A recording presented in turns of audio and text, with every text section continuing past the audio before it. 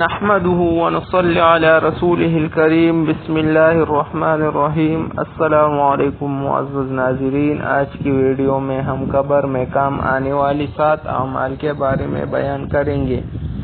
نبی کریم صلی اللہ علیہ وآلہ وسلم نے ارشاد فرمایا، انسان کے مرنے کے بعد بھی 7 اعمال کا اجر جاری رہتا ہے جبکہ انسان اپنی قبر میں ہوتا ہے، اور 7 اعمال یہ ہے۔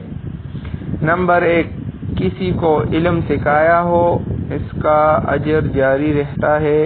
نمبر 2، نہر کود کر پانی جاری کروایا ہو۔ نمبر 3، پانی کا کنواں بنوایا ہو۔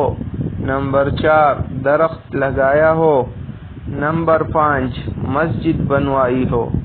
نمبر 6، قرآن مجید کو اپنی پیچھے چھوڑ گیا ہو، یعنی قرآن کریم خرید کر وقف کر دیا ہو یا کسی کو قرآن پڑھا دیا ہو، اس کا اجر جاری رہتا ہے مرنے کے بعد بھی۔